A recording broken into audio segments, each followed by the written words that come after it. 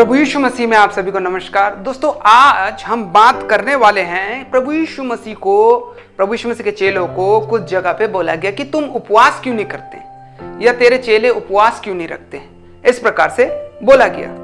अब यहाँ पर हम देखते हैं मत्ती रचित सुसमाचार उसका 9 अध्याय उसका 14-15 में क्या लिखा हुआ है। यहाँ पर तब यूहन्ना के चेलों ने उसके पास आकर कहा, यूहन्ना के चेले, क्या कारण है कि हम और फरीसी इतना उपवास करते हैं पर तेरे चेले उपवास नहीं करते? प्रभु यीशु मसीह को बोल रहे हैं। यीशु ने उनसे कहा, क्या बाराती जब तक दूल्हा उनके साथ है शोक करते हैं? पर वे दिन आएंगे जब दूल्हा उनसे अलग किया जाएगा, उस समय वे उपवास करेंगे।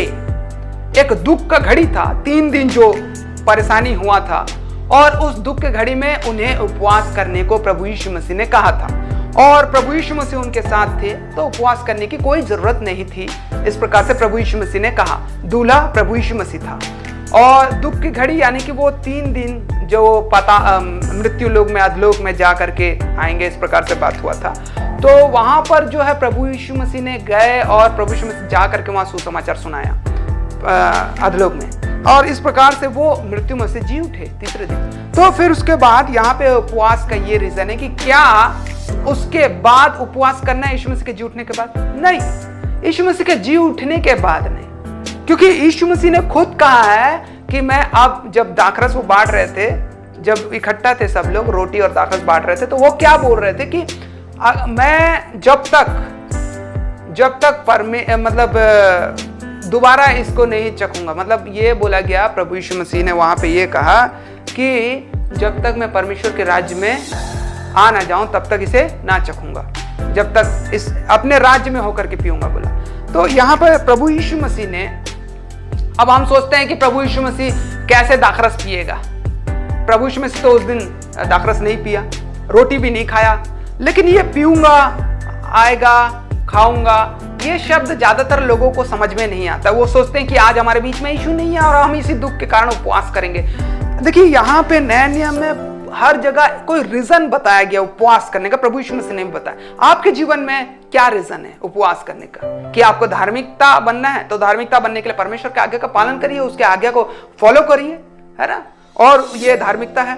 और उपवास करने का क्या कारण है? और अगर हम यशायाह में भी पढ़े या परमेश्वर बताते हैं, वहां पर यहोवा का वचन कहता है कि उपवास ये नहीं कि बस बाल को झाऊ की तरह बनाना और टाट ओढ़ करके बैठ जाना या भूखे पेट रहना, अपना भोजन दूसरे को खिलाना, वो होता है उपवास।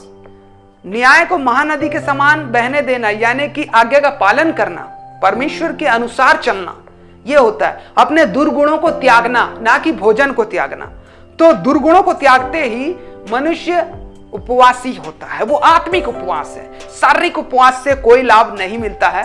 आप देख सकते हैं, एक शारीरिक उपवास से शारीरिक लाभ ही मिलेगा, आत्मिक लाभ नहीं मिलता है।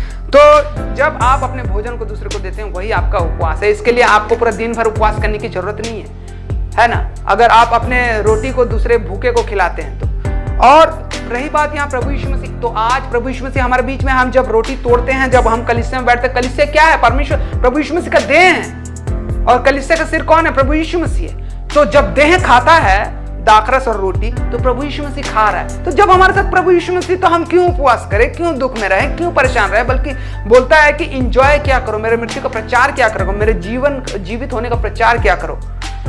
तो उसके जी उठने और मृत्यु को आज लोग प्रचार नहीं कर रहे हैं। आज तो सिर्फ उसके पैदा होने को ज्यादा प्रचार करते हैं लोग, क्रिसमस में जैसे कि हम देखते हैं। तो यहाँ पे प्रभु यीशु मसीह को हमें, प्रभु यीशु मसीह जैसे बोलता है ना, ये मेरी देह है और ये मेरा लहू है जो तुम्हारे लिए है। लहू जो है पापों के निमित्त बहाया जाता है, लोगों के पापों के क्षमा के निमित्त, और नई वाचा के अनुसार है। तो हम प्रभु यीशु मसीह के पास, यहाँ पर सबसे बड़ी बात यह है कि हम किस प्रकार से प्रभु यीशु मसीह को ग्रहण करेंगे, या प्रभु यीशु मसीह को अपने द्वारा उसे दाखरस और रोटी खिलाएंगे। तो यहाँ पर यही एक पॉइंट है कि प्रभु यीशु मसीह देह है, और वो देह हम लोग हैं, हमारी जो कलीसिया है वो है प्रभु यीशु मसीह का देह, और जो भी उसमें दाखरस या रोटी खाता है वो प्रभु यीशु मसीह खाता है, क्योंकि इफिसियों में लिखा हुआ है कि सिर जो है मसीह यीशु है, कलीसिया का सिर। तो आप याद रखें इस बात को, और आपको सारी बातों का नॉलेज होगा जब आप बाइबल पढ़ते हैं। तो यहाँ पर हमें उपवास उतना महत्वपूर्ण नहीं